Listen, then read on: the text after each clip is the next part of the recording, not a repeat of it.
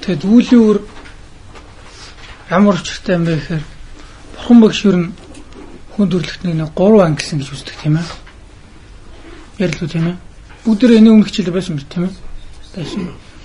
Хамгийн гол нь Бурханы шашинд бурхан болно гэж. Бурхан гэж ямар юм хэлдэг юм бэ гэхээр анханасаа бурхан байсан бурхан үгүй гэж үздэг. Анханасаа уулаасаа бидрээс тустай ангид уулаасаа тэгж бүхнийг чаддаг агуу тийм хүч гэж байхгүй. Харин хүн өөрт бах одоо ухаан хийгээ сэтгэл хоёр гэж ярьдаг тийм ээ. Ухаан сэтгэл хоёр хөөр юм байна л да. Ер нь хүмүүс тэгж үздэг тийм ээ. Ухаантай мөртлөө сэтгэл мутан байдаг юм. Болно. Сэтгэл сайтай мөртлөөс жоохон ухаан мутан байж болно. Тэр ухаан сэтгэл хоёр гэдэг бол одоо оюун хийгээд суртахуунч гэдэг юм уу. Өгөө бол хүмүүжил хийгээд боловсралч гэдэг юм уу. Одоо тиймэрхүү маягаар яригдаад идэг л да. Энэ хоёрыг дангаар нь хөгжүүлэх биш. Гэтэ энэ хоёр биеиндээ хамаарч байдаг. Бас хамаардаг. Бас хамааралтай. Хоёр тустай боловч биеийнээс хамааран уршдаг. Жишээлбэл зүгээр нэг сонирн болгоо ярьчихад тэг мэдээ санаа л да. Одоо дээрэд нэг юм ингэдэг байлаа шүү дээ. Одоо дээрэд ингээд харь гаргийнхан орж ирэл дэлхийн бэлгийг эзэлнэ гээл. Тэгэхээр манай коммунизмын шинжилгээ ухааныхан ч юм болохоор барууныхан болохоор тийм кино гэдэг харь гаргийнхаа үрчрэл дэлхийг эзлэх гээл. Тэгэхээр манай өөдрөг үзэлтэй шинжилгээ ухааныхан болохоор үгүй. Тэр харь гаргийг хэрнэх юм бол асрын холоос одоо техникийн маш өндөр түвшинд гарсан хүмүүс ирнэ. Тэр техникийн тийм өндөр түвшинд гарсан, тийм өндөр хөгжид төрсэн оюун гэдэг бол бусдыг эзлэн дүрмгийлэх тийм ухар мөчөд ухамсар байх ёсгүй. Өөрөлдөл тэр иргэн хамтаа хөгжих ёстой гэдгийг бол ерөөд нүлэн зөвшөөрчихсөн гэсэн. Ер нь иргэншлийн түүхэнд миний бодлоор би л болол болно гэж бодол маань яв явандаа ингээд гайгүй болоод л байсан юм уу. Ер нь ингээд хамттай байж бусдаас хамаарч ингэж бид нар хөгжих юм байна гэсэн. Яв явандаа л ингээд нэг зэгч боолын нэгэн гэж байлаа шүү дээ тийм ээ. Өөрөө л болж байвал хүмүүсийг боол методоор тэр нохоо амтан мэтэл үзэл өөртөө гой байна гэж боддог байсан чинь өө ингэж болохгүй бидний ижлэх хэрэгтэй. Тэрээс ингээд яв яваанд ингээд ёс суртахууныхын түвшин болно улам урагшлал хүмүүс ингэж бусдыг хүндлэх үзэл болон сураач байгаа юм болов. Шинжлэх ухааныхаа хөгжлийн хэрээр бас тэр нь гайгүй болох хэрэгтэй юм болов. Одоо хүн төрлөختөн чинь амтны эрх ашиг гэж нэг ярьдгүй л байж л тээ.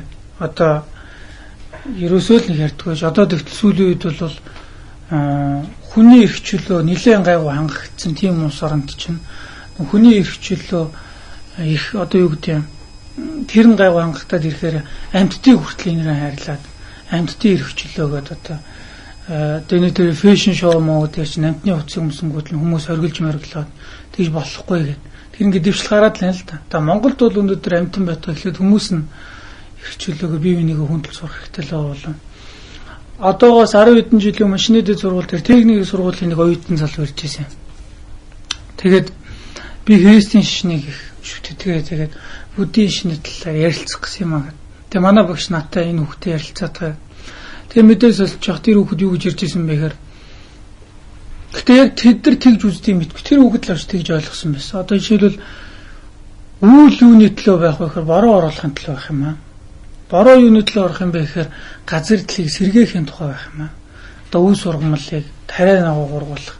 Тариа юуны төлөө орох юм бэ? Хүнд идэвхлэхийн төлөө. За үүсний дурд юм гэхээр амьтад идэвхлэхийн төлөө. Амьтын юуны төлөө байт юм бэ? Хүний төлөө байт юм аа. Тэрээс амьтан байгаль тэр чигтээ бол хүний төлөө гэсэн тийм тэгж л үздэн шин. Өөрөөр хэлбэл амьтанд бол махаа ч юм уу өөрийнхөө арьсыг хүнд өгнө гэдэг бол тэр нэр төрийн эрх ч юм уу та.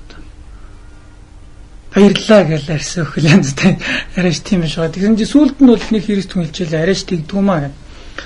Арайш тийм биш. Гэтэ тэр Байблд бол гарцаагүй байлаа. Амьтдыг бол хүмүүс захируулахын төлөө бүтээсэн юм аа. Захируулахын төлөө. Тэгэхээр захирагдах гэж бас нэг бас л нэг хэрэгчлөөнөд. Тэгэхээр бүдэн шинж юу гэж үздэг вэхээр бишээ амьтан бүгд одоо жишээл нохоо амьтан мичж байд мэдэр жаргал зовлон мэдэрч байгаа нь ойлгомжтой байгаа юм. Тэд нар зовлон мэдэрдэг, жаргалыг мэдэрдэг. Гэхдээ тэр улаан зам жаргалын төлөө тэмүүлэлтэй зовлон гэж хүсдэг болохоор хүмүүсээс ялгаа байхгүй. Ямар ч алаа байхгүй. Тэгэхээр тэдэрт бол яг ажиллах жаргалыг хүсдэг. 6 зүйлийн бас хам гэдэг нь бүгд жаргалыг хүсдэг. Зовлон хүчүүгэн хүсдэг болохоор бүгдээрээ ижлэх юм аа. Нэгээ тэгж яах, эрхшээх тийм үзэл байх ёсгүй. Миний бодлоор харин тийш нөгөө аливаа нэг амтаас өөрийгөө тавиад хүн төрлөختөн эднээс илүү гэдэг үзэл маань энэ баруунд бол явандаа тэр цагаан арснууд өөртөөгөө дээр тавих ч гэдэм юм уу. Энд очиж колончлох ч гэдэм юм уу. Энэ үзлийн суурийг тавьсан биш байгаа даа. Заавал бурхны үг гэж өөртөө хэлээд байдаг шүү дээ. Тэгээ нөгөөд нь болохоор биш. Тэгэхээр ижлэн сүнс байна, ижлэн жаргал зовлонгийн мэдрэмж байна. Тэгээ буддизм бол 2500 жилийн өмнөөс эхлээд их усан 6 зүйлийн хамаг амьтыг ижлэн гэжсэн юм аа. Их усан 6 зүйлийн хамаг амьтыг жаргалыг хүсдэг. Тэгэхээр энэ амьтдаас тусдаа бурхан гэж байдаггүй юм байна л да. Бурхан гэж тийм далтын хүч байдаггүй юм байна. А ихтэй энэ хүмүүст бол сайн муу зэрэгцээ оршдог болохоор муугаа ялан дийлж чадаад сайныгаа хөгжүүлж чадсан тэр хүнийг л бурхан гэдэг юм байна. Гэхдээ хоёр юм хөгжүүлнэ. Арга бэлэг гэж хоёр юм байна. Арга бэлэг. Дандаа ёсонд юм уу, аг тарны ёсонд болох юм бол арга бэлэг гэдэг нь л өөр агуулмжийг агуулна л та. Судрын ёсонд арга бэлэг гэж юу хэлдэм бэ гэхээр саяны хилээд байгаа тэр нөгөө хүний ухаан хийгээд сэтгэл хоёрыг л хэлдэг. Арга бэлэг гэж. Тэгээ буддийн шишний тэр арга талынх нь хамгийн оргил нь болохоор тэр ухамсарын хамгийн оргил нь болохоор бүр бусдыг өөрөөсөө нэн түрүүнд тавьдаг. Бусдын төлөө хамгийн мод зориулахад бэлэн байдаг. Тэр бодисодын сэтгэлийг хэлж байгаа. Би танаас хэлжсэн манай нэг найз нанзад дурж ялан байдаг. Тэр тэгээд 9 дугаар ингээд байхдаа Монгол бичиг сайн байсан л да. Бодисодын явдалд орох уу гэдэг нь Монгол бичгээр нь уншаад тэгээд лам болсон гэдэг. Тийм их гайхамшигтай, ийм их бодийн сэтгэл байдаг гэж юу. Миний санаанд ч оромгүй юм бичсэн байж тэгээд маш сэтгэл нь хөдлөөд өдөөгдөө тэгээд бурхны шинд орсон гэж үстэй. Тэгэхээр хамгийн тэр ёс суртахууны оргил нь болоод ирэх юу гэдэм бэхээр бусдын төлөө юугаа зориулахаас буцах. Бараг амьдралынх нь утга учир нь бусдын төлөө, бусдын амар амгалан, бусдыг зовлонгоос гэтлэг болох энэ үзэл юм аа. Гүн ухааныхын тэр үзлийн оргил нь болохоор шүтэн барилга буюу тэр хоосон чанар. Тэгэхээр энэ хоёр нь бол бодисодын сэтгэлийг ярьдаг л да. Бодисодын сэтгэл гэдэг бол аливаа нэгэн төр зүрийн сэтгэлийн хөөрөл биш юм шүү. Уурч байт юм уу? Зүгээр нэг атааж байт юм уу? Сэтгэл хангалуун байдал тийм биш. Бодисодын сэтгэл ямар байх ёстой юм бэ гэхээр тэр шүтэн барилга хоосон чанарыг таньж мэдсэн тэр оюун дээр дулдуудаж гарч ирсэн хувь хүний үүргээ ухамсарлах тийм ухамсарыг хэлт юм аа гэж. Зүгээр нэг сэтгэлийн хөдөлгөөн биш. Цаана маш гүн ухааны асар том логик гаргаалын нийцэд гарч байгаа үүргээ ухамсарсан ийм ухамсарыг бодийн сэтгэл гэж хэлт юм аа. Тэгэхээр хоосон чанар хийгээд бодийн сэтгэл хоёр бол хоорондоо сүмбэрлэх буюу ингэж хослон барилдаж энэ хоёр оюуныг л эцэст нь хүртэл хөгжүүлж чадах юм бол хүн гэгэрэл түнэ бурхан болно гэж үздэг. Тэгэхээр энэ хоёрыг хөгжүүлэхэд хүн болгонд одоо шууд одоо буддийн философи асар нарийн л да. Тэрний маш өндөр түвшингийн номлоод ирэхэд бол хүн итгэж үнэмшгэд нэлийн хэцүү. Жишээлбэл одоо 2500 жилийн өмнө Эйнштейн харьцангуй онлоо хийсэн бол хүмүүс нь хүлээж авахгүй л байсан болоо. Тэр үетэйч дэлхий бөөрийг хийхэд хүлээж авчих хүн байхгүй л байсан болоо. Тэгэхээр хүмүүсийг оюун ухааных нь хувьд одоо энгийнээс нарийнаас одоо хийсвэр сэтгэлийг өгтлөх тийм арга замууд гэж байт юм байна л та. Бурхан багш номын хүрдийг 3-таа эргүүлсэн гэж үздэг. Тэр 3-таа эргүүлж байгаа номын хүрднийх нь гүн ухааны агуулмжинд хоорондоо асар их ялгаатай буюу бие биенээ шууд үгүйсгсэн утгатай байдаг. Жишээлбэл эхний номын хүрдийн 4 үнийн сургаалууд нь гүн ухааны агуулмж нь болохоор бүх юмсыг мөн чанараасаа бүтсэн гэж номлосон байдаг болол тэрний хоёр дахь нөгөө бэлэг баримтын номд болохоор бүх юм мөн чанараасаа бүтээгүй гэж. 3 дахь лэгчэн жохор сайтар ялгасан номын хүрд гэдэг нь болохоор бүх юмсыг дотор нь 3 хагаад зарим нь мөн чанараасаа бүтэн зарим нь мөн чанараа бүтээгүй. Тэгэхээр энэ 3 номдлуудыг ерөнхийдөө эрдэмтэд зарим нэг тийм өнгөц эрдэмтэд болохоор бурхан буддийг гүн ухааны үзэл нь болохоор ингээд төлөвшөөгүй явцын донд ингээд өөрчлөгдөж яваад ичиг гэдэг байсан бол зүгээр буддийн шишний эрдэмтийн өөртөөх нэг тодорхой байдаг юм болохоор тийм биш гэдэг. Энэ болохоор хүмүүсийг нөгөө одоо бүдүүнээс нарийнаас одоо хийсвэрч гэдэг энэ сэтгэлгээр ингээд эрэм дараалтайгаар одоо татаж агуулгах тийм шатчлууд байж юм. Яагаад вэ гэхээр бурхан багш яг саяны тэр 3 агуулгын үед их зөрчилтэй 3 гүн ухааныхаа номлолыг анх номолж ихснээс ахуулаад сүүлд нь 80 наснаас өдөр тэр нирван дүрийг үзүүлэх хүртлээ номлосоор байсан байгаа юм л. Өөрөөр зөвхөн шавнырын ялгаанаас болж нэг хэсэг хүмүүс хүч ирээд номлонгууд нь нөгөө эхнийхээ урдны номлыг номлоод өөр нэг шавнар үрдэн үдээс очтой 3 дахь номлоод тэгэхээр шавнараас хамаарат гүн ухааны номлууд нь өөр агуулгатай байсан болохоор энэ бол ихэд хүмүүсийн оюун ухаанд нь тааруулаад эцэстээ бол хоосон чанар руу хөдлөх юм аргачлал байсан юм байна гэж үздэг байна. Тэгтэл хүн төрөлхтний 3 хуваагаад бас тэр нөгөө сэтгэлээр нь буюу ёс суртахууных нь хувьд буюу одоо хүмүүсийн амьдралын утга учруулсан аз жаргалыг тодорхойлолтоор нь 3 хувааж үзэх гэж би ярьж байсан юм байна өнөө хичээлээр. Хүн ерөөс юуны төлөө амьдрт юм бэхээр амар амгалангийн төлөө амьдрт юм байна. Гэхдээ амар амгалан тодорхойлж байгаа тодорхойлтууд нь хүн өөр тодорхойлдог. Зарим хүмүүс гүйн одоо зовлонд л дуртай байхдаа одоо ингээл задаад байхад л нөхөрлүүгөл яваад очиад байх ингээл яриад байдаг тийм. Үндэ тэр хүнд бол тэр наз жаргал болчиход байгаа байхгүй юу? Нэг очих шалтгаан байгаа. Яалчгүй очихгүй бол жаргалгүй, очивол жаргалтай болчвол тэгж яваад байгаа болохоос тэр хүний үед аз жаргалыг тавьж байгаа тэр төсөөлүүд нөр болохоос ш хувь хүнд бол ямар тач аз жаргал руу тэмүүлнэ. Хүн амьдрал утгагүй санагдаад амиа орлож байгаа хүнд ч гэсэн танд аз жаргал байна уу гэхэд аз жаргал өөрийнхөө төвшин тавина л да. Тэр нь биелэгдэшгүй болоод ирэхээр тэр нь хизээж эргэж болшгүй. Тэгтээ дөрвөө аз жаргал ирж болохгүй болохоор амиа орлоо гэсэн энэ сонголтын дээр дурддаг байх л та. Тэгэхээр ямар ч байсан сууганд бол аз жаргал амар амлаанд төсөөлөл байна. Тэрийг төсөөлүүд нөөрөөдөг болохоор тэрнийх нь үүднээс хүмүүсийг 3 ангилсан байна. Гэтэ бүр их томоор нь л доо. Хэний юм болохоор ерөөсө тийчтэй орчлон хорвогийн амар амгалан нэр төр алдар суу гоо үзэсгэлэн одоо эд баялаг энэ бүгдийг л амар амгалан амьдралын утга учир гэж тооцоолдог хүмүүсийг эхнийхт нь басан. Хоёрт нь болохоор тэрийг буруу шагаад оюунлаг амар амгалан илүү гэгэл одоо тэр нирваны амар амгалан энийг зорж орчлонгийн амар амгалан бол жоохон төдийлөн сонирхтууд юм хүмүүсийг хоёрт нь болгосон. Их хөлгөнийхэн гэж ямар хүмүүс байд юм бэ гэхээр өөрөөсөө амьдралын утга учир нь бусдад туслах, бусдыг инэрэг нэгүүлэх нь амьдралын утга учир болсон ийм хүмүүсийг их төрөл хийдин гэж хэлдэг юм л да. Тэгэд энэ хүмүүстэй зориулаад өөрөөрийнх нь тэр тодорхойлж байгаа амар амгалан болох шүтэн барилгыг нь туссан зааж гисэн байна. Энэ орчлон хорвогийн амар амгалан зорилгоо болгодог хүмүүс энэ орчлон хорвогийн амар амгалан гэдэг чинь зүгээр ирд юм биш. Уялдаа шалтгаантай учир холбоотой байд юм байна.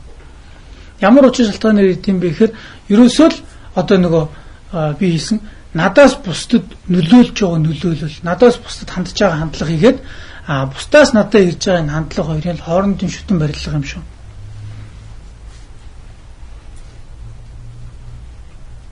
Энэ хоёрын уялдаа холбоотой. Тэгэхээр би бусдыг одоо хүндэлж бусдын эрх ашиг хүндлээд одоо 10 сая буян гэдэг чинь тэрнээс илүү юм байхгүй гэж хэлсэн шүү дээ. Бусдын эрх ашиг хүндэл. Яагаад гэвэл нүглийг төвчгийг л буян гэдэг. Буян нүгэл гэдэг маань юу гэлт юм бэ гэхээр дандаа бусдын эрх ашигыг хүнцэн юмнуудыг л нүгэл гэж хэлдэг. Тихгүй байх гэсэн мэдэмсэртэл яваад байгаа юм. Аз жаргал чинь тэр аянд хүрээ тэрний. Тэгээ би ямар дараалтаа ярих гээд байна гэхээр одоо баг төрөлхөд м одоо бид нар чинь үндсэндээ орчлон нирваны амар амгалан одоохондоо нэг догтлоо тийм хүсэхгүй л байх шиг байна. Тэгэхээр орчлон хорвогийн амар амгалан бид нар тэрхэн туйлын шалтгаан болсон тэр буйныг хэрхэн хийх вэ? Нүглийг хэрхэн төвчих вэ? Энэ асуудал дээр нэлийн өнөөдрийн үед бараг ярьчих хэрэгтэй бол яагаад вэ гэхээр яг өнөөдөр хүнд нийгэмд манай Монголд хамгийн хэрэгтэй юм бол миний бодлоор бүдэн шишин хэрвээ ер нь аливаа нэгэн шишин одоо тэр төрийгөө нөхөж сэтгүү талаас нь хүмүүсийг бас бүрэн дүүрэн байлгах гэж ухамсар талаар нь одоо нөлөөлөхийг хичээдэг юм бол одоо бүдэн шишин бол хүмүүст ламбралын эчийн дад буюу үүлийн үрд итгэл үнэмшлийг суулгах нь маш их чухал байна. Үүлийн үрд итгэл үнэмшил. Бид нар үүлийн үр байдаг гэдэгт төлөөлөл итгэхэд хэлэх юм бол бид нар тэтгэдэргөө зовлон хүсэх бол хийж байгаа үйлдэл хянамгай байна гэсэн. Тэр юм л та. Одоо жишээлбэл хээл ахуулын тухай хүмүүс үзий ядаж ярьдаг тийм ээ. Монголд хээл ахуул их муухай. Алсуур их хор юм шиг гон шүү. Надад бол одоо хээл ахуулын хамгийн их муухай юм юу санагдаад идэвхээр бусдад үлгэр дүүрэл болоод идэх бол. Тэнийг муухай санагдав. Одоо жишээлбэл өнөөдөр улс төрд хөл тавьж байгаа тэр залуу хүн 25 таж гэдэг юм уу 6-тай ингээд энүүгээр авъя гэж бодож байгаа хүн дотроо за ингээ яваад байх юм бол би нэг айтайгаа албан тушаал аваад элбэг хангалуун хээл ахуулаад амьдраад байж болох юм байна гэсэн сэтгүүтэй орж ирэхгүй байна гэсэн баталгаа байхгүй болчиход шүү дээ. Тийм ээ. Тэр намшигтай уустай. Одоо ерөөсөө хүмүүс юу ч нөгөө айтайхан албан тушаал авчих юм бол наашаа цаашаа болгоод тэгэхээр энэ нь цаашаа нийгэмдээ энэ үлгэр дуурайллыг өгөөд ардлыгаа дахиад яг ийм залхамжийг бий болгоод үлгэр дуурайл нь хамгийн муухай юм болов. Тэгтээ бас би бодъё. Тэгэхээр л агуул хуулиар зохицуулахад их хэцүү. Гэхдээ хувь хүний ухамсараар зохицуулахад илүү хэцүү юм бол. Яагаад вэ гэхээр хэл агуул гэдэг чи яг авахд бол их амархан байна. Тийм бол амар би бодъё. Одоо жишээлбэл хоёр тендер ороод ирлээ шүү дээ. Тэгтээ түрүү нэгэн шалгар нь ойлгомжтой. Тэгэл энэ надаа та зөвхөн намайг шалгаруулчих тийм ээ. Тэгвэл танд 10 сая төгрөг өгье. 20 сая төгрөг өгье. Тэгээд зүгээр л доошоо бүгтийг л газраас нэг сувд авахтай ижилхэн болчиход шүү дээ. Тэрийг хин ч мэдэхгүй ерөөсөө цэвэр ясуух тул шийдэх асуудал хаад. Энийг хийх юм бол үүлийн үрийг зөрчиж байна. Энд чинь нэг хүний ярих шиг зөрчсөн биш. Улс орны ярих шиг зөрчиж байгаа болохоор энэний үр дүнд асар их муу муухай юм гаран шүү гэдэг мэдэмсэр байх юм бол тэр нь зохицуулагдаад явах хэрэгтэй болов. Тэгэхээр шашин хүнд нөлөөлөх нь иймэрхүү юм дээр бүр их тод том руу гарч ирэх хэрэгтэй юм болов. Бодоод үзээрэй. Та нар өөртөө нэг ерөөхдөө толцсон байна гэж бодоод үзээрэй. Маш олон юм байна. Тэгтэл зүгээр нэг маш хингийн юм дээр л нэг хүнд газар өхийн төлөө тэгээд энд өгөхгүй одоо жишээл тэгтэл нэг хүнээр газрыг авах л ёстой л тоо. Тэгэл нэг хүнд өгсөний төлөө 100 сая төгрөг хандлал тэр хүнд өгөх нь буруу гэж өөрийгөө буруутгах ухамсар түрүүд хэцүү гэж магадгүй юм л да. Тэгэхээр бид нар амьдралд өдөр тутмаа иймэрхүү сонголтууд, иймэрхүү сайн мөгийн динс гарч ирэхэд бид нар хамгийн түрүүнд юу чухлаа гэхээр ламбрал эчэнд одоо үүлийн үрт байгаа гэдэгт итгэх асар их хатуу итгэл үнэмшил хэрэгтэй байдаг.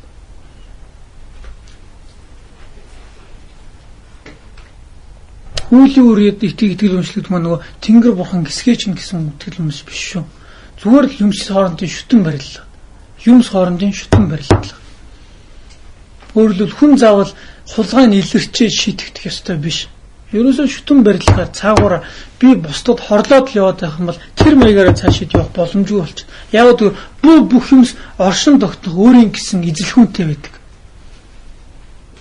Тэгээд бас маш олон юмтай уялдаа холбогдсон шүтэн барилдаж явсан. Тэр шүтэн барилгаар алдагдаад ирэх юм бол тэгэл тэр хിവэрэ цаашид одоо би хэлжсэн тийм ээ. Хувь хүн улс төрийн нэг хүчин, нэг улс гүрэмч гэсэн тэр маягаар оршин тогтох боломжгүй болчихно. Тэр шүтэн барилга дотор л оршин тогтно. Тэгэхээр 10 цагаан буюу 10 хар нүглийн талаар зөндөө сонссон баг л та. Тэрний өрүүдийн талаар ярьчаар ямар юм бэ тийм бэ гэхээр 3 янзын өрөөтэй. Үр дагавар гэсэн. Өөрт гарах 3 янзын үр дагавар. Эхний нь юу вэ гэхээр тийм боловсролын үр. Тийм боловсролын үр. Одоо жишээлбэл аливаа нэгэн бусдыг шиг одоо бусдад танхаарахч байт юм уу? Бусдыг зодлоо гэд тэрний үр дүнд нь тийм боловсролын үр гарна гэж. Гэтэ тийм боловсролын үр бол 10 хар нүгэл дотор энгийн нэг бага хэмжээний тиймэрхүү үйлүүдтэй бол тийм боловсролын үр гарах албагүй байдаг баг. Тэрэн дотор нэлийн хүчтэй гэдэг маань тэрэнд тоом одоо жишээлбэл хийсэн нүгэлтөө гимшихгүйгээр барахгүй түүгээрээ багаргасан маягтай. Тиймэрхүү маягаар хийгдээд тэрийгэ бассан маягтай хийх юм бол улам хүчтэй болоод байна л да. Тэгэхээр тийм боловсролын үр гэж ямар хэлдэг юм бэ гэхээр одоо 3 муу зайг хэлдэг юм л да. 3 муу зайд унах. 3 муу зайны талаар би ярих гэж бодсон юм. Там гэж яриад байдаг шүү дээ. Там гэдэг нь бол тамд итгэл үнэмшил байх хэрэгтэй. Тамд итгэл үнэмшил. Гэтэ энэ итгэл үнэмшил зүгээр нэг айх айц ч гэдэм үү зүгээр мухар сүжгээр бол ерөөсөө гарч ирдэг юм шүү. Там гэж яагаад гарч ирдэм бэ гэхээр би өмнө хэлсэн тийм ээ. Үүлийн шүтэн барилга гэдэг тэр логик маань цааталтаа там гэдэг тэр гаргалгааг яалтчгүй гаргаад ирдэг. Үүлүүр байгаль бол там байхаас өөр аргагүй мүү гэдэг тийм төгөлтөнд хүрч ирдэг. Үүлүүр байгаа бол би танаас асууж нэг хүнийг алчхад тэр их зовлон хамсах ёстой юу? Хин нэгэн шийдэх биш шүү. Хийсэн үйл нь өөрийг нэргээ зовлон тарих ёстой юу?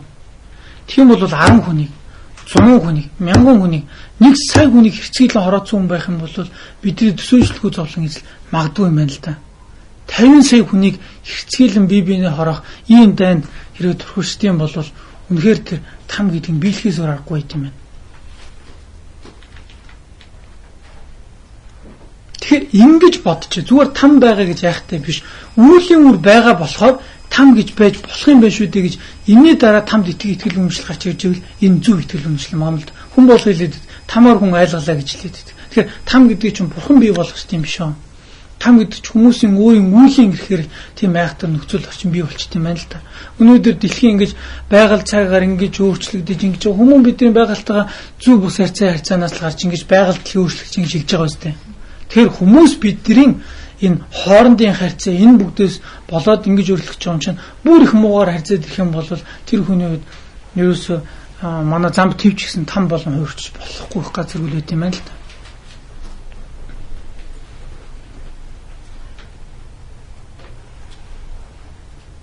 Юу баг төрлөختөн зориулсан тэр ламрам бодмөрийн зэрэг гэдэг болохоор баг төрлөختөн зориулсан нэдэд номлууд байдیں۔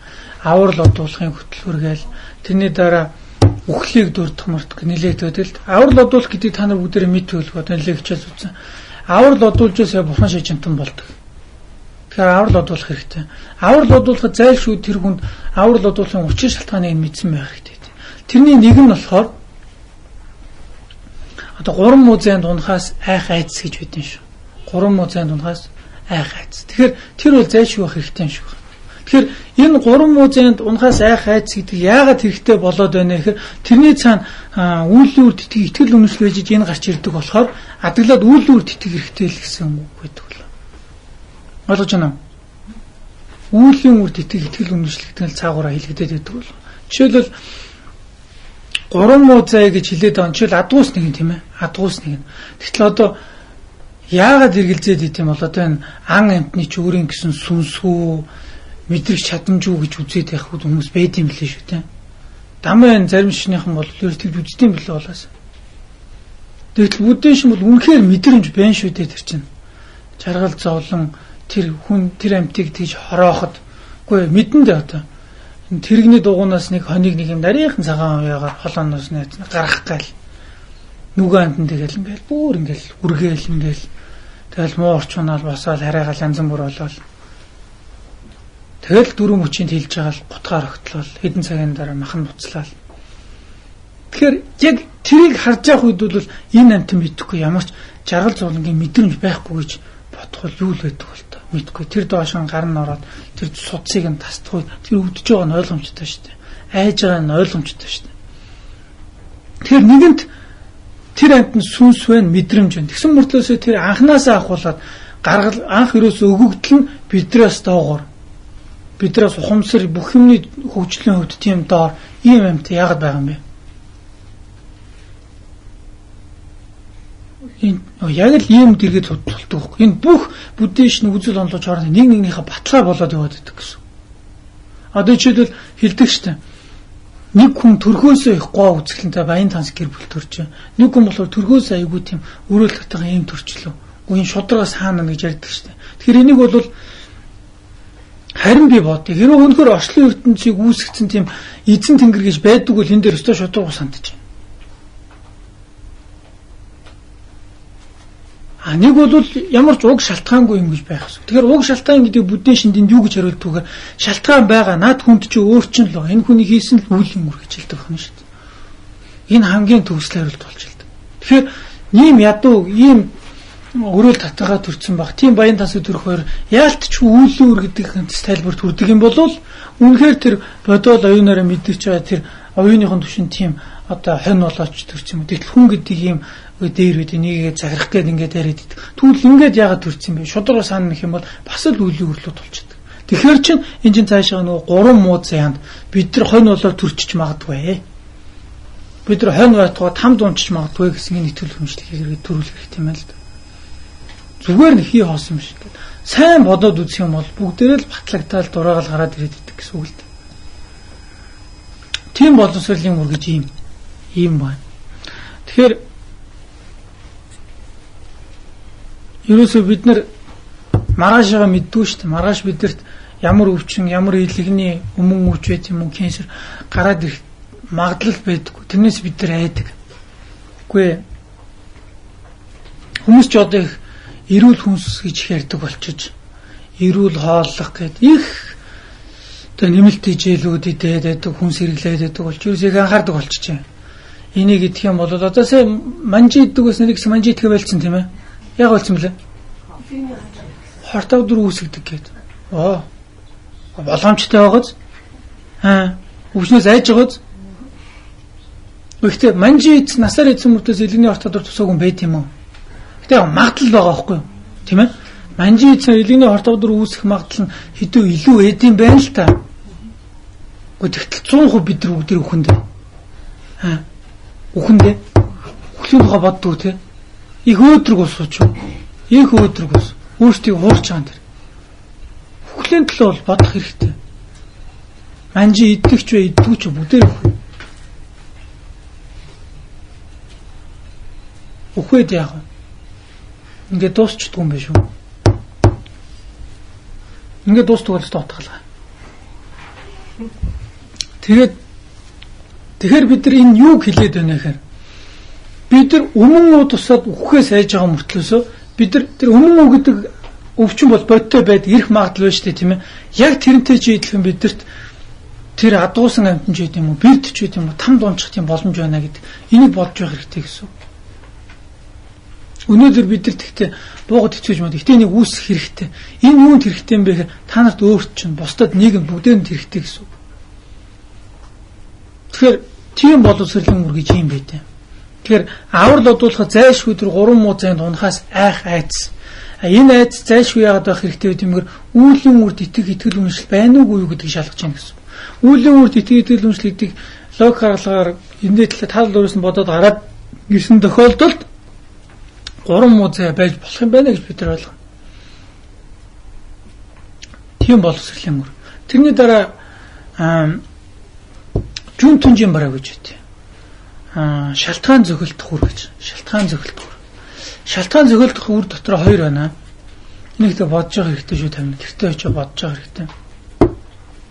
Шалтгаан зохилдох үр гэдэг нь болохоор дотор 2 байна гэсэн тийм ээ. Нэг нь болохоор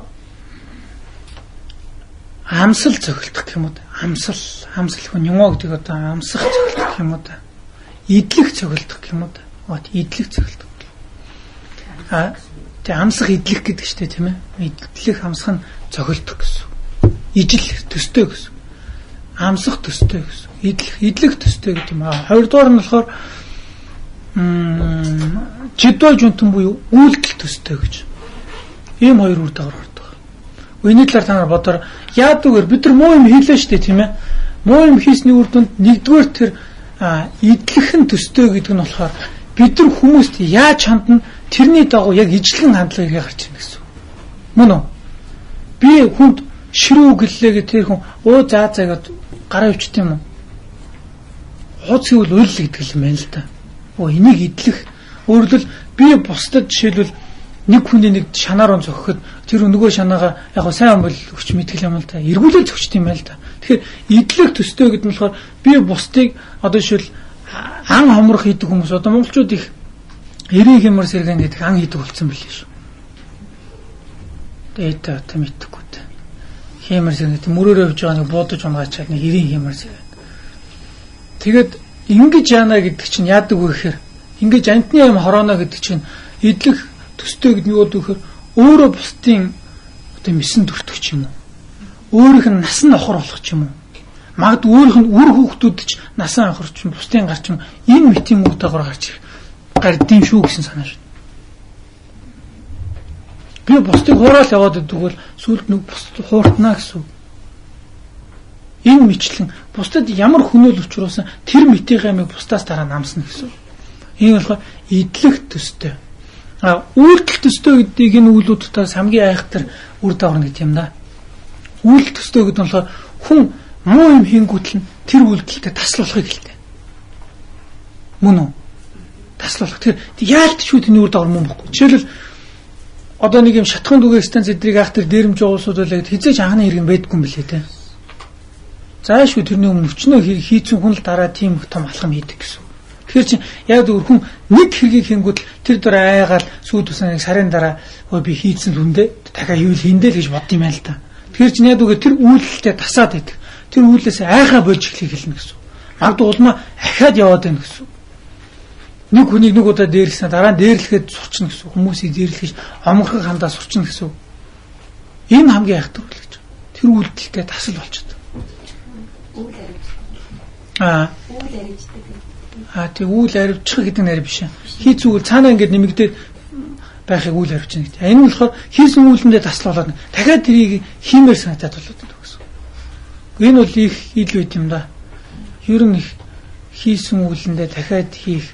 Одоо ерөөдөө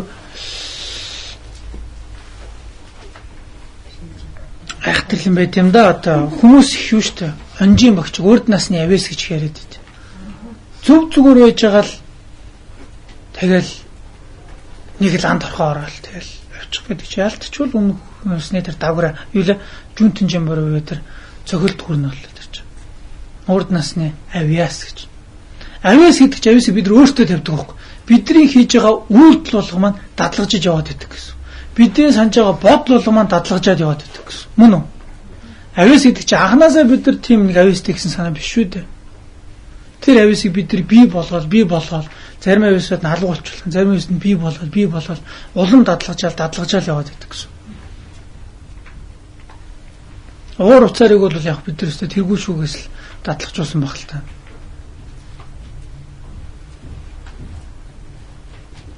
Тэр саяны тэр муу үйлдэл дотор тэр цогилт хүр тэрэн дотор тэр үйлдэл цогилт гэдэг нь хамгийн айхтар муу. Тэр үйлдэлтэй хүн таслалдаг тэрнээсээ айхаа байчдаг. Зөв зүгээр хүнийг зөгчөөд тэрэндээ баг айж болох юм яана хүнийг зөчлөө зүгээр гэдэг байгаа.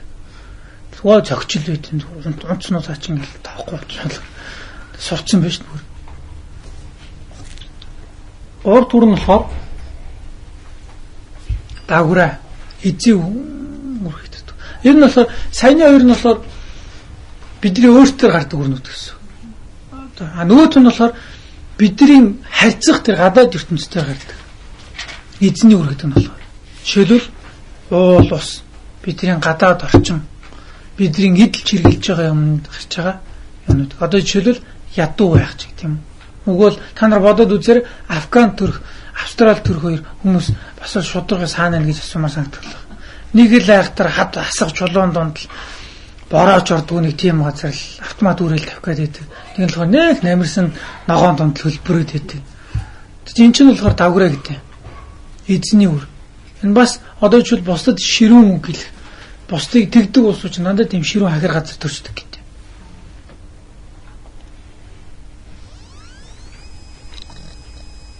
Тэгээд давраа эзний үр гэдэг нь болохоор бидний эргэн тойрон байгаа тэр ертөнцид нөлөөлөх.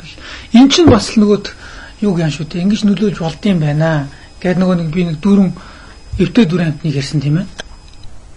Ярьсан тийм ээ. Тэгээд урд энэтэг Непал хоёрын хилтэй нэг газар нэг хамт улсад их сайхан болж гинэ. Цаг агаарч их сайхан болж гин.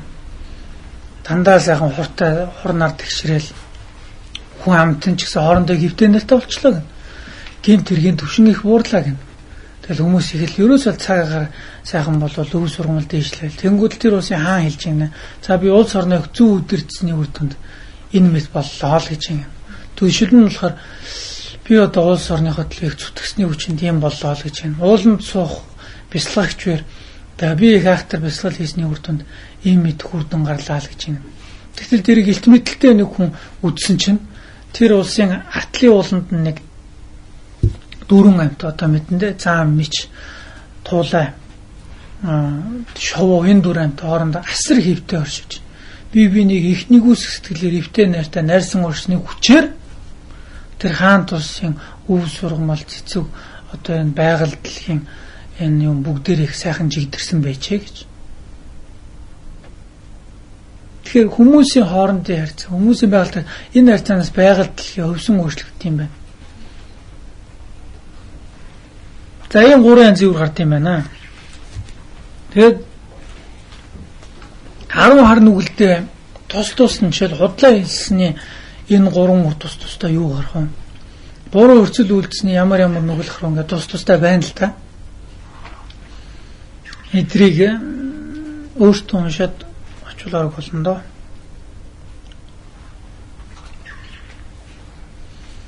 амтны аим орох.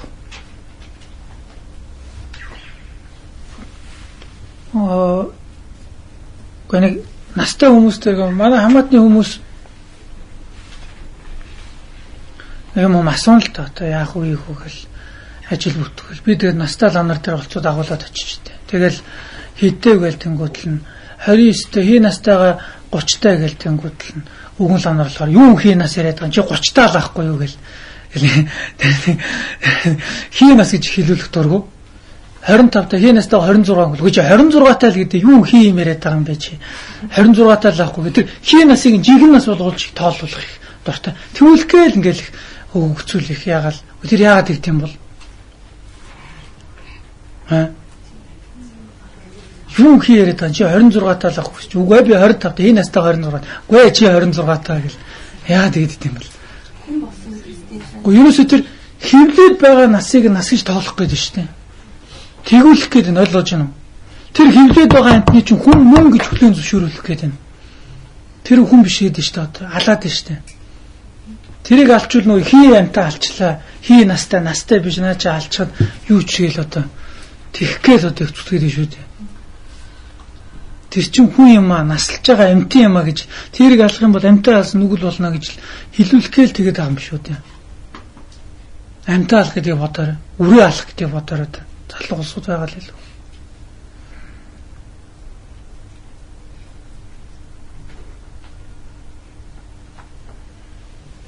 Тэгэхээр 10 хар нүгэл гэж иймэрхүү юм байд юмнууд байт юм. Тэгэхээр эднийг хийхгүй байх гэж. Эдрийг хийхгүй байх нь л 10 цагаан буян болчтой юм биш. Худал хийхгүй л яваад байхад одоо нэг өдөр худал хийхгүй явчихад чинь буян ураачих нь шүү дээ. Амраад. Гэтэ хамгийн гол нь зүгээр худал хийхгүй яваад байхад буян ураад байгаа биш. Худал хийхгүймсэн гэж яваад байхыг л буян ураах гэдэг нь ойлгож байна уу? Ойлгож байна уу? Худал хийхгүймсэн гэсэн бодол байгаад байхад л тэр хүн ураагаад байна гэсэн. Маш хингээ арга буян ураана. За тэгэхээр юм байдаг байна. Тэгэхэд энэ бүгдийн хүчээр ингэж үйл үүрэг мэдээд энэ дагуу яваад ах юм бол хамглан жаргалан гэвүүд нэгднэ гэж. Дунд төрөлхийдэн гэж байна. Нирваны хотыг олохыг хичээд юм аа. Тэгэхээр тавчлаад ярьцандаа л тэр юм байна л да. Юу гэхээр нүд шин одоо лусан жамцах хүрээдсэн баг тийм ээ. Миний бодлоо би нэг холоо орохгүй хаа. Тэгэхээр жоо ингэж нэг дэлгэрүүлж яриад тах шаардлагагүй баг. Юу дунд төрөлхийдэн зориулж ямар номлолоотой айлцсан бэхээр 4 үнийн сургаал 12 шүтэн барилга гэж байд. 12 шүтэн барилга гэж юу байд юм бэ гэхээр 12 шүтэн барилга гэдгийг жоохон товчгоо тайлбарлаж байна. Хүмүүс хамаагүй яриад тах шүү гэдэг. 12 шүтэн барилга гэдэг нь болохоор хорвоог төгс бус гэж үздэг юм бүдний шавд. Алууж байна уу? Бидний бие зөгц. Бидний оюун ухаан маань төгс бус байна. Зайлшгүй энэ биеийг авсан болохоор хүн зайлшгүй зовох шаардлагатай байна. Тэгвэл яагаад хүн зовох ёстой гэж? Хүн яагаад өтлөх ёстой гэж? Үгүй хүмүүсийн нөгөө нэг бүр жамд нь автцсан юмыг асуугаад байна шүү дээ. Ойлгож байна уу? Бид нар өтлөх ёстой юм шиг бодоод байдаг. Бид нар үхэх ёстой нэг хайртай дуртай өнөөсөөс салах ёстой юм шиг бодоод байд. Тэгвэл яагаад тех ёстой гэж. Тэхгүй гэж болох уу? Тэхгүй тийм амар амгалан тийм одоо мөнхийн амьдрал гэж ярьдаг юм. Яагаад вэ гэхээр хувьсан өөрчлөгдөж байгаа мөнх биш гэж үздэг. Гэхдээ тэр оюуны өтөлтгөө тийм одоо гэгээлэг тийм нирваны амар амгалан гэдгийн талаар л ярьдсан байл та. Нирваны амар амгалан гэдгийн талаар. Бидний бие төгс бус байна. Тэгэхээр төгс биеийг эрен сурвалжлах гэсэн. Тэгэхээр төгс биеийг эрен сурвалжлах гэдгийнхээ өмнө яагаад бид энэ биеийг авцсан бэ гэдэг тэр эрэм дараал бидэрт хэрэгтэй л дээ. Яагаад би энэ биеийг аваад ийм хүний хүүхэд болоод ингэж төрчихсөн бэ? Энэ надад миний хүсэл эрмэлзэл байсан уу? Энийг бодох хэрэгтэй юм. Гэхдээ туйлын нэг шалтгаан хүн яагаад хороо төрдөм бэ гэхээр хүмүүс яагаад паркли явд юм? Очиж гэж бодоод очдөг байхгүй юу тийм ээ? Нүдээ нэг л алсан чи паркд очсон байдгүй юм байна л да. Очиж гэж бодоод очт юм. Тэгэхээр хүн орчлон хороод дур шунал байсан цагт орчлон хороод төрнө гэж үздэг. Орчлон хороод дур хүсэл байсан цагт орчлон хороод төрд юм байна. Яагаад вэ гэхээр 10 ертөнц барилга гэдэг эхнээс нэг тоолчихъя л тоо. Тэр ошлоороо түрк тэр дистараллыг нь ерөнхийд нь шүтэн барилгын үүднээс учир шалтгааны үүднээс тайлбарладаг гэсэн. За нэгдүгээр мунхаг гэдэг. Бичвч хүмүүс бичдэг. Хоёрдугаар хуран үйлцэн үйл, хуран үйлцэн үйл. Гуравдугаар цүнс. Дөрөвдүгээрт мен шууу нэрийн суурь гэдэг юм. Үгүй л одоо хүний игэл бие гэж те бүдүүн бие гэж. Тэ. Тавд нь болохоор жимчд буюу эргэтэн. 6-ад нь дүгээр игба буюу мэдрэх. Сэрж мэдрэх гэсэн. 7-д нь сороо буюу таата буюу таагүй мэдрэмж.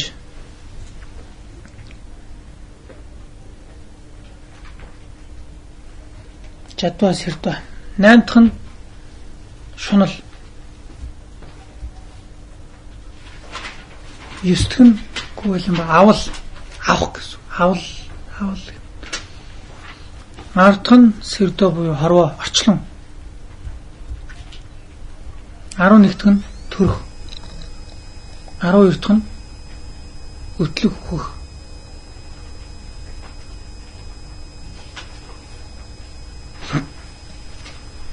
Бид нар яагаад одоо шил Нэлсон бүх гэдэг хүн яагаад ийм биеийг авцсан бэ гэхээр яагаад ийм биеийг авцсан бэ гэхээр үүлээ ихээр авцсан байна. Надаас хамаарч би өөрөө л авцсан байна л та. Би өөрөө ийм одоо жишээлбэл миний сүнс ингээд хийсэн тэнүүчилж байхад яг ихийн хөвлөд тэрийг орох тэр шалтгаан ус нь би өөрөө хийсэн байна. Үүлийн би өөрөө хийсэн. Тэрийг үйл гэдэг байна. Тэгэхээр энэ үйл юунаас болж бий болт юм бэ? Яагаад бид нар ер нь ингээд үйл хийгээд байт юм бэ? Энийг харна. Тэгэхээр би эхлээд төрснөөс авах бол үзэлт хамгийн түрүүнд жүжигөө жива 11 дэх төр төрөх гэдэг юм нь би эхлээд очлогоор төрсөн юм байна л да. За төрөх гэдэг нь болохоор эхэндээ юугаараа эхийн хөвлөгөөс төргөөр хэлдэг юм аа.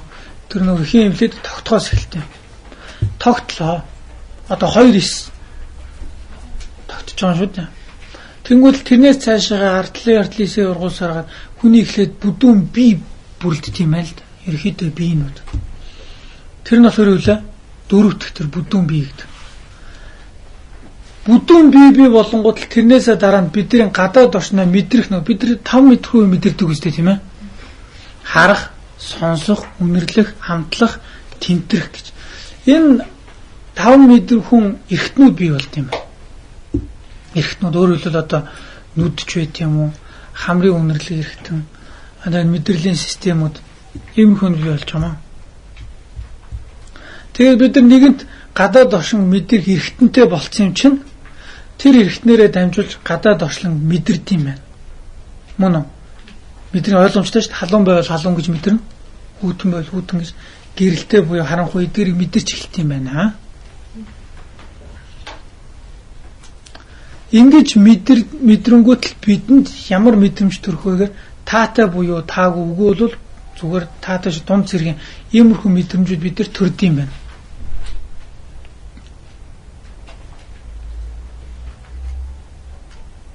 Алжин эхлээд би тэгээ эргэтэн эхнэрээ дамжуулж би энд хүрлээ. Тэмтэж гэнэ мэдэрч гэнэ. Тэнгүүл надад таатай буюу таагүй мэдрэмж төрж байна.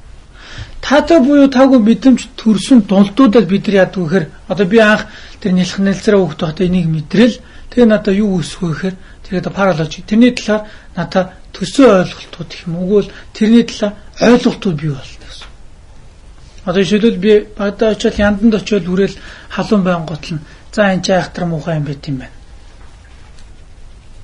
Яндан гэж хөрүүл аваартай намайг өвтгөж мэдэх тийм байт юм байна гэсэн тийм түш уу хурм мэдл үстэй. Хурм мэдлэг. Хурм мэдл. Хоёр тон үү?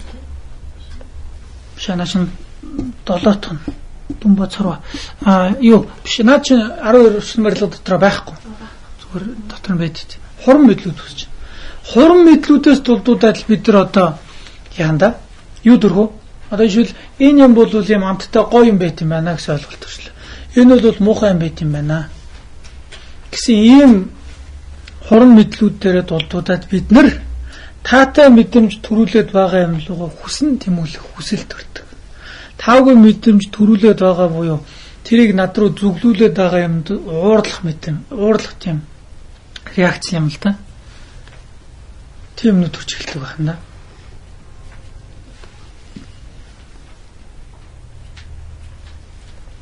Болж байна уу?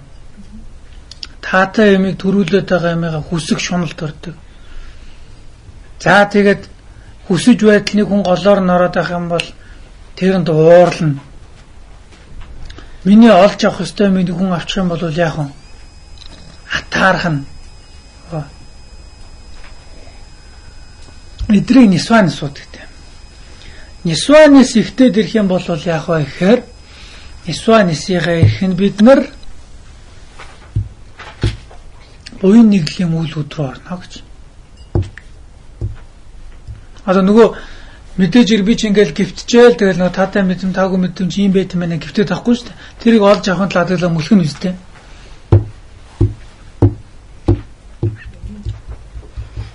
Хүүхчүүд ингээл тэндийг алаг цаас өвчөөл мөлхөөл өвчээд юм биш тийм. Тэр алаг цаас авах гэж байхгүй юу?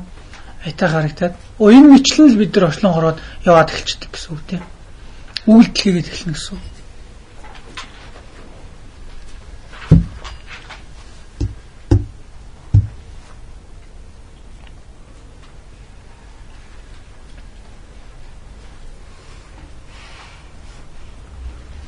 Тэгэхээр энэ бүгд юунаас болоод ингэж байна гэхээр цаад суурь нь би хэмээх хүчлээт. Би хэмээх хүчил. Яг л надад таатай мэдэм төрж байна. Надад тавгүй мэдэм төрж байна. Би энийг олж авъя. Би энийг зүгтээ. Мөн үү? Тэгэхээр би хэмээх тэр мунхаг үзэл дулдуудаад л тэр бүхэн л үзтгэхэд байдаг болохоор нөгөөдөөр бас нөгөө цаад юмэга өөртөө аз жаргал өгөх бодит шалтгаан мөн гэж үзэх одоо гадаад хүчин зүйлийг бодит байдлыг хит давуулан хүнлэмж хийгээд би хэмээх энэ хоёр мунхаг хоёрын үүднээс л бид нар тэр ихний мунхаг гэсэн шүү дээ тийм ээ. Тэр чинь яагаад алдаатай энэ саяны дистаралуудын аль нь алдаатай байна гэхээр тэр цаад гадаад юмыг үнэхээр аз жаргалын бодит шалтгаан гэж эндүрч чадсан юм дүүл хэлж байна. Тэр энэ мунхагийн үүднээс бид нар хоёр дахь тэр хорон үлдсэн үйл гэдгийг үлд юм байна.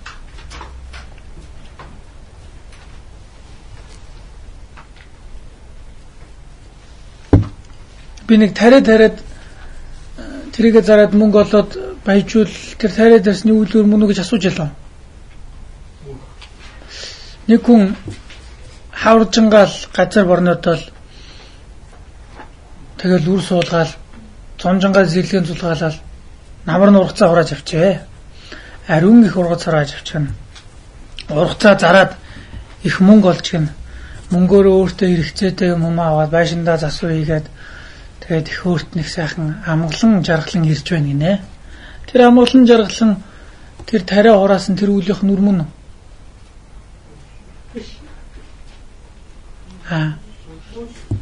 Тариа хураад хаврын зунжин ажлынхаа нүрдэн тэр аз жаргал ирж байна уу?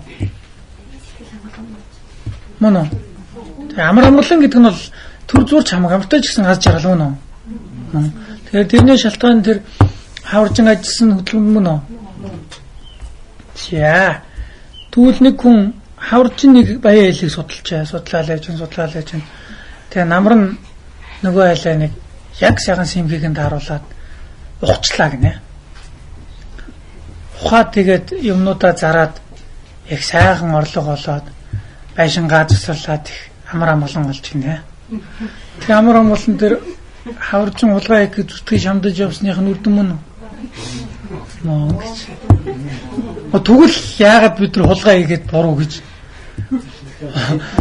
нүглийн үрд жаргал гардаг юм биш үү?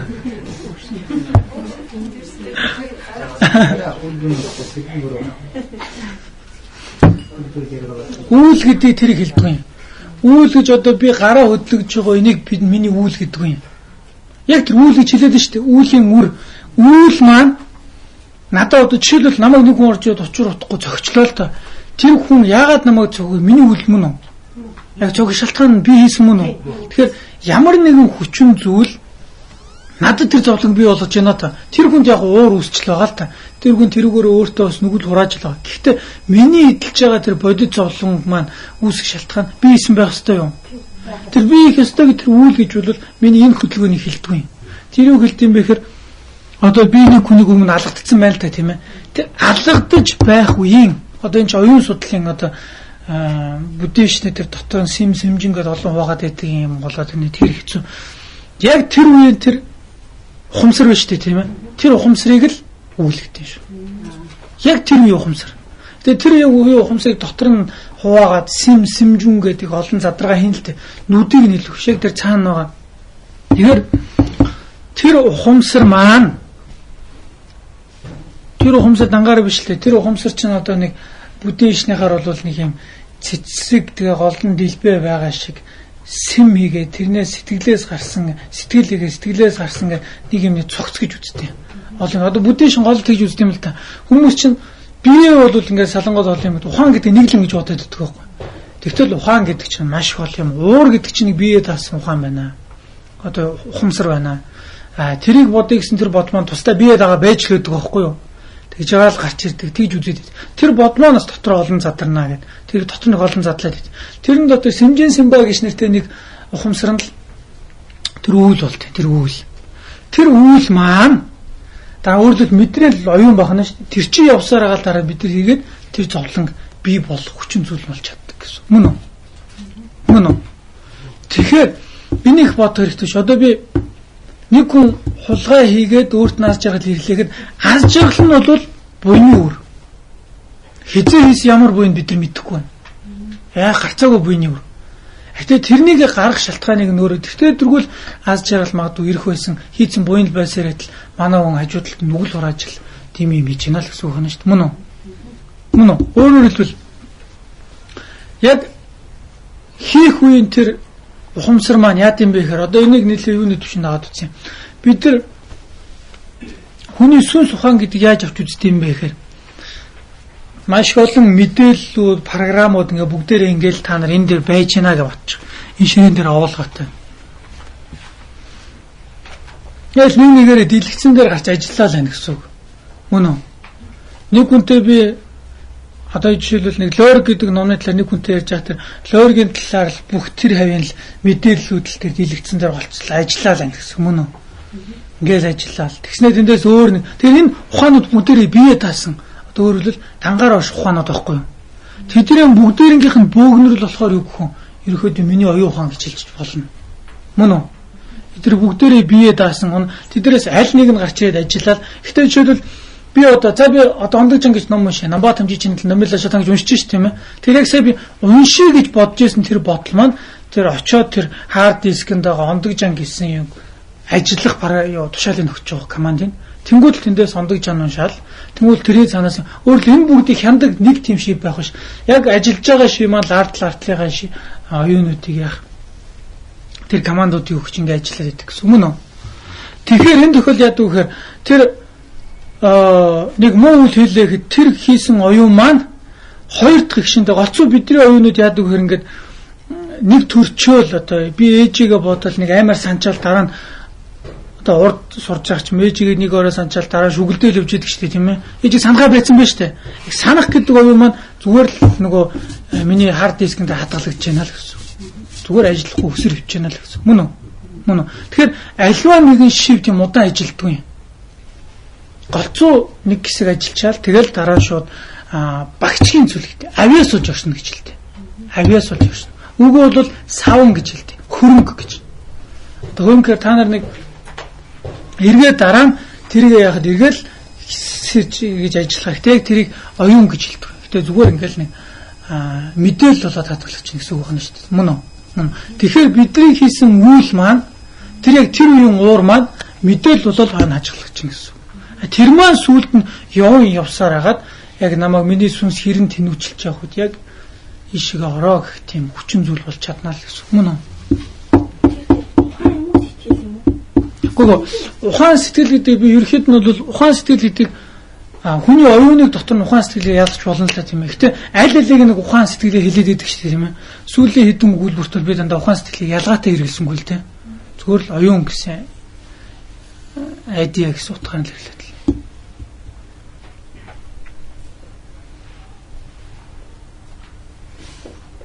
Өөрөлд арга биелэх хоёрын аль нь вэ гэж асууад шүү дээ тийм ээ. Тийм заримдаа сэтгэлээс хадгалагдаад гэж ярьдаг юм гэж тэр буцаад яг хөрөнгө шиг гарч ирдэг гэдэг. Мөн. Тэгэхээр ухаан сэтгэл хоёрыг яг яаж ялгаж хэлж өгнөх нөгөө арга биелгийнхаар нэлэх юм бол арга талынч буян байна, бэлэг талынч буян байна. Арга талынч нүгүлэн бэлэг талынч. Жишээлбэл ухаан гэж юу нэг бид салгаж хэлээд байгаа шүү дээ тийм ээ. Нөгөө боловсрол хүмүүжил гэдэг шиг ялгаж салгаж хэлээд байгаа шүү дээ тийм ээ. Тэгэхээр чи нэг хүн бодъё л та. Ер нь амьдрал юу юм бэ?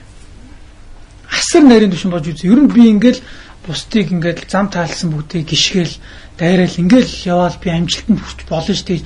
Энэ ингээд бодлоор өөрийгөө ирчлээд ингээ явж байгаа бол энэ бол нүгэл мөн тийм ээ. Буруу бодол тийм ээ. Тэр бодол нь бол бэлгийн тал байна гэсэн. Буруу бэлгийн таланд авмаалч чана гэсэн. Мөн үү? Тэрнээс дулдуудаад гарч байгаа тэр реакц одоо ууралж байгаа ч юм уу, атаарч байгаа ч юм уу тэр нь бол юу? Аргын тал болчих жоон тийм ээ. Тэгэхээр арга бэлэг гэдэг нь голцоо тэр бидний гарч иж байгаа тэр илэрлүүд нь бол аргын тал болоод тэрний цаад оньсон нь бол бэлэг болох хандлагатай л юм л та.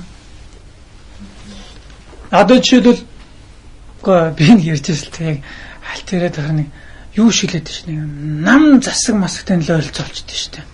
Хоёрын бэлэг хоёр чинь. Тийг нь бодлогоо тодорхойлдог. Тийг нь тэргийг гардаж хийдэг гэсэн юм ээ. Бодлого сэтгэл хэдэн л ерөөхдөө бодлоод юу сэтгэл хэдэн болохоор ерөөхдөө миний амьдралыг үзэх үзэл байж тийм ээ. Би бусдад туслаа гэдэг тэр сэтгэл нь тийм ээ.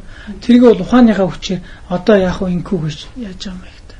Жишээл нэгэн сайхан сэтгэлтэй хүн байж болно шүү дээ тийм ээ. Тэр бол амьдралын утга учир нь ерөөхдөө нэг юм тийм ээ гэдэг. Тэр нь болохоор хүний сэтгэл л байхгүй. Тэрийг хэрэгжүүлэх гэж байгаа байдал нь болохоор за би яаж очих вэ гэж энийг шийдэж байгаа нь болохоор ухаан болоод ирж байгаа юм гэдэг. За энэ жагтай тэгээд бүр толгой энэ арга бэлэг гэдэг аюу хөвтэй асуудал.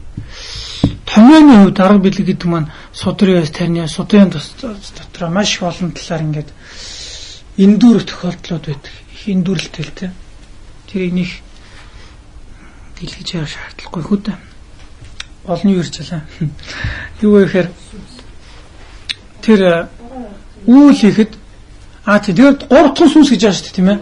Тэр сүнс гэж яагаад хэлж байгаа юм бэ гэхээр тэр одоо тэр би нөгөө ууралж явах үе нэг хүнийг цогч явах үеийн тэр ухамсар маань үйл болчихж байгаа шүү дээ тийм ээ. Тэр хоёр дахь гişэндээ тэр мэдээлэл болоод хадгалагдана гэж байгаа шүү дээ тийм ээ. Юун дээр хадгалагдсан бэ гэхээр тэр суур сэтгэл гэж нэг байгаа маа. Тэрийг сүнс гэж хэлдэг.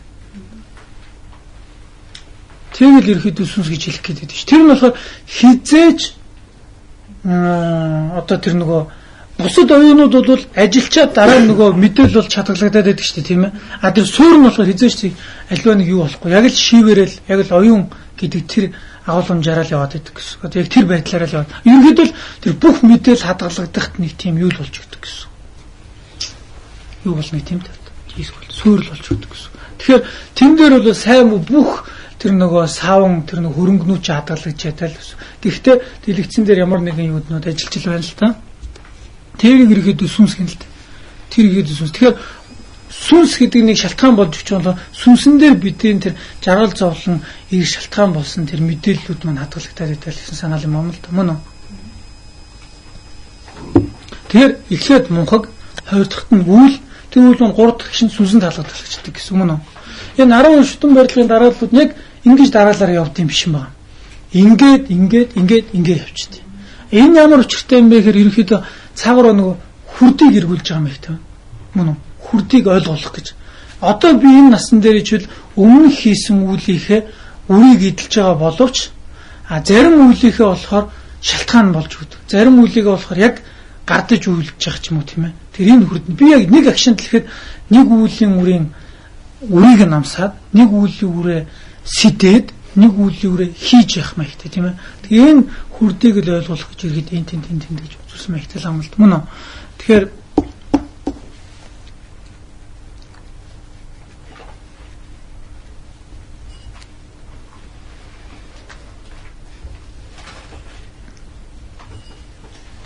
энэ 12 шүтэн барилгыг эхний 3-ыг нь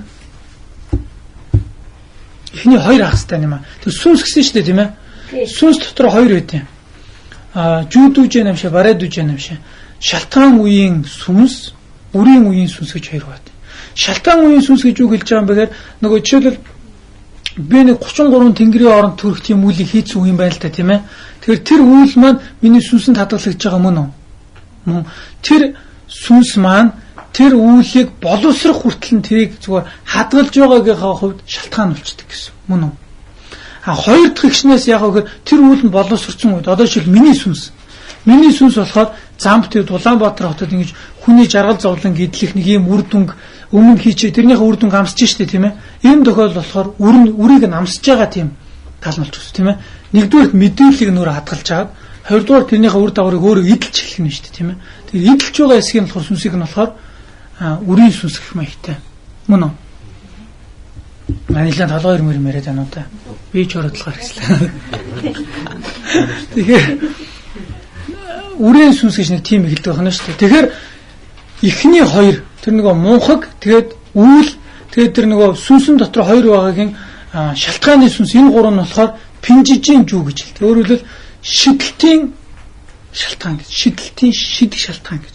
Энэ 12 шүтэн болоод дотор 4 бат юм. Шидэгч үйл, шидэх шалтгаан гэж хэлж байгаа. Хоёрдугаар пинжижийн жүү памбара. Тэгээд шидэсний үр гэж. Хоёрдугаар болохоор бүтээх үр,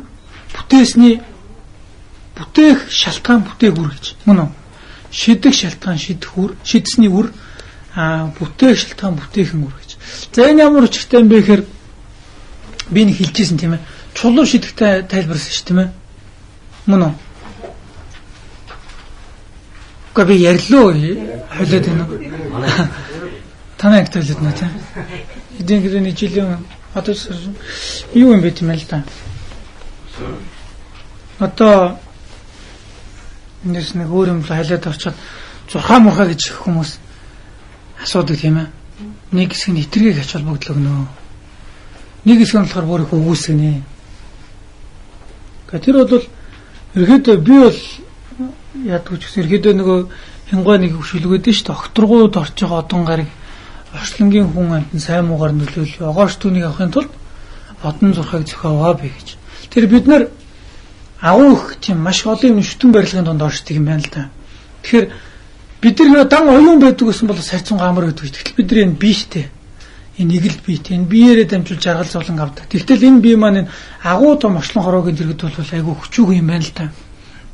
Тэгэхээр одод орчлон гариг ертөнд сар нарны энэ хөдөлгөөн энэ зүү тогтолт шин бидний биеийн чуудаар нөлөөлт юм байна л да.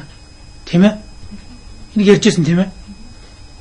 Жишээлбэл одоо ч нэг хэсэг л тухай махаг үүсгэл тэр нар сар ямар хамаа байсан хүмүүсийн толгойг эргүүллээ гэл сумья гаргаа энэ гараг тийм жилтэй хүмүүс сөрөг мөргөн бол ямар хамаа байсан гэж үтгэл. Тэгэхээр одоо үннийг хэлэхэд наран дээр итвэхчил явагдахад л дэлхий дээр чинь лайна томуудыг идэл хүмүүсийн даралт маралт нь дээш доош ороод янз бүр болоод идэв үстэй. Улаан цай нөлөө байгаа үстэй тэр чинь. Тэр том агуу том галт мөмбөлөгч бид нар нөлөөлд юм байл да гарцаа. Нар сар тэгээ бидний төрсөн өдрийн тэр одоо мөчлөг эргээд зарим одоогоор бидэрт илүү нөлөөлөлттэй байх жишээ тааж байна тийм ээ. Энэ нөлөөлөл энэ зүү тогтлыг ерөнхийд нь судлаад туйлын зорилго нь юу юм бэ гэхээр ер нь бурхны шинж ерөөсө бүхий л төвшөнд хүмүүс туслахын төлөө байгаа байхгүй юу. Жишээлбэл нэг хүн одоо юу гэдгийг ангийн нь зүрхэндээ нөлөөлөд зүрхэн дисэдэллээ гэхэд л одоо зүрхнийхэн дисэлтийг бууруулахаас ахуулаад хоол хүнснийг нь айтайхан зүлөөгөө тэрний цаан дээр ангийнх нь бууруулах гэдэг олон эмчилгээ шаарднаа да тийм ээ. Тийм биз дээ. Ганцхан зүрхнийхэн бүлсийг доошо буулгачлаа гэхэд шалтгаан байж байгаад бол барахгүй шүү дээ. Тэр бүх шалтгаан тэгээд хүнсэн дээр тэгээд ингээд маш бол тэр дэжлэн бид зовлонгийн туйлын шалтгаан болсон тэр үүл муу сэтгэл гэхээсээ гадна бас яг туйлж яг хийцэн үйлүүлэх тэр эрхийг нь хорих шалтгаанууд байж болно л да тийм ээ. Жишээлбэл тэр од гаргийн нөлөөлөлийг нь бууруулах ч байт юм уу тийм ээ. Энэ мөчлгүүдийг л мэдэж авснараа тэр үед нь хүн илүү хянамга байдаг ч юм уу тийм ээ. Энэ мөчлийн юмдэл зурхай байдгийн шүү. Одоо хүмүүсийг л радио үйлээр чинь зурхаач нар ихээр аль ингээл хүмүүсийг олигтал янз бүр байх л да. Тэ ямар ч зурхай гэдэг шинжилгээ ухааны маань сүйрлийн суурь нь бол энэ юм шиг байна. Тэгэхээр энэ зүүн хүрээ коллежийн багш Батнайр эмнэлгээд энэ клиникийн 1 2 3 дугаар эмнэлгүүдэд нас орсон хүмүүсийн биенийг ярьсан санагдаад байна. Манай зөнөхөө гэж. Юу тэгээд Килийн 1 2 3 дугаар эвлэгдээ цаг бусын үхлээр нас орсон. Тийм хүмүүсийн бүгдээр ингээд хэдэн жилийн турш нас орсон хүмүүсийн сториг нь үтсэн юм байна л да. Судалгааны материал болж үзье. Тэгээд тэр хүмүүсийн өөртөөхөн төрсөн он сар өдрийг нас орсон он сар өдөрт ингээд харьцуулж судалгаа хийсэн чинь нас орсон хүмүүсийн 94% нь нөгөө бүддэн шинэ 6 ёсны нөгөө нэг өнцөг юу минк инэ тэр юм дангаараа буруу 2 3-аараа давхцсан тохиолдлууд байлаа. Ойлгож байна уу? Зүгээр цаг бусын үхлээр нас орсон хүмүүсийн 4% л тэр мөчрөн таараг байх нь шүү дээ. Бус нь бүгдээрээ зайшгүй яг тэр өдөр саранд таарсан байна гэсэн.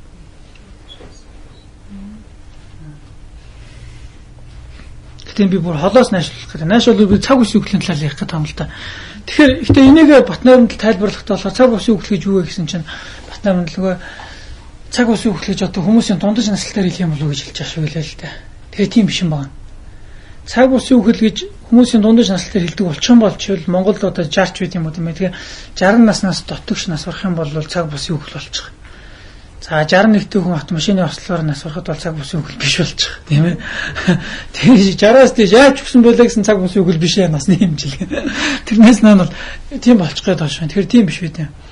Цаг бусын үхэл гэдэг нь болохоор ийм байт юм байна. Одоо дээр сая бид нар шидэлтийн шалтгаан шидэлтийн үр гэж хэлээд байсан шүү тийм ээ. Тэгэхээр ням самбуу гэж хүн орчлын ертөнцид мэдлэх үедээ л миний хэд наслах үйл маань аль хэдийн хийгдсэн байсан мөн үү? Мөн үү? Хизээч юм бэ би аль хэдийн хийсэн буйныхаа үрээр. Тэгтээ дөрөв 3 дээд төрлөг 3 сайн зай байж тийм ээ. Хүн, тэнгэр бус. Энэ 3 төрөх шалтгаан бол буян байх хэрэгтэй гэдэг. Тэгэхээр альва нэгэн хизээч юм хийсэн буян маань л боловсроор би энэ төрлийг авч байгаа болохоор төрөл авах үеэсээ л би хэд наслах ёстой. За мөн юу вэ? Эрэгтэй эмэгтэй энэ тэр нь бол шийдэгдсэн байсан гэсэн мөн үү? Уулаасаа байсан батарей гэсэн. Тэр батарейг аваад тоглуулж эхэлж гин гэсэн мөн үү? Ойлгож байна уу? Тэгэхээр энэ тийм болохоор шидэх үйл гэж хэлдэг байхгүй. Жишээл хүн ингээд чулуу шидлээ шүү дээ тийм ээ. Чулуу шидэх чулуунд гарнаасаа тасрах үедээ л тэр авах ёстой энерги авсан байдгүй. Мөн үү? Мөн үү? Тийм биз дээ. Чулуу гарнаас тасрах үедээ л миний гарны хүч хэр хүчтэй чулууцсан. Тэрнээс агуулал тэр чулууны ирээдүй тасрах үедээ л ууын одоо секундэд хэдэн милийн хурдтайгаар тийм салхитай тийм зүг рүү шидлээ. Тийм болохоор цаа чин хэдэн метрийн оноо гэдэг нь тодорхой байгаа. Байна. Өөрөөр би юу хэлэх гээд байна вэ? Жишээлбэл сум гэдэг чинь хонгоноос молторох үедээ л анх авсан тэр даралт тэр хурдан саарсаар агаад сүлд нь очиод ундаг гэжтэй. Пуужин гөлөөр л дөө. Пуужин гэдэг явцын дунд тэрэл тойшоо өгсөөр байгаа яваад идэг гэсэн. Сум гэдэг бол анхны гарааны хурдаараа л тэрнээс хойш шидэлт гэдэг чинь тэр байхгүй. Шидэл тэрнээс цаашаа бол одоо ингээл одоо хувь зээн бол наанаас шийдэгдсэн байна гэсэн. Тэгэхээр шидэгч үйл гэдэг нь болохоор наа нээж байгаа тэр мунхаг тэгээд тэр үйл тэгээд тэр нөгөө сүнсэн татаглаж байгаа энэ тохиолдлуудад бол шидэгдсэн гэсэн. Тэр одоо хідэн наслах тэр юм налидын шийдэгдсэн гэсэн. Өөрөлд тэр мунхаг хийгээд тэр үйлж байгаа үйлдлийн хэв шинж хийгээд тэр сүнсэнд хадгалах үедээ л алидын за би нэг буян хийсэн байлаа. За чи замтууд 35 наслах хүний үйл югаар ачлаа. Мөн үү? Хийх үеэсээ л хийчихнэ гэсэн.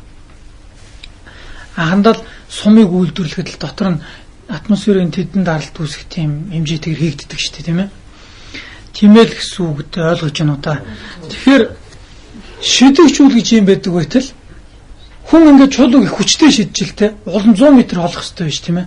Тэгтэл замдаа модон ч юм уу шонгийн модны утсан тоороо замдаа унчих тохиол байдгүй. За энийг л цаг бус юу хэлэхтэй.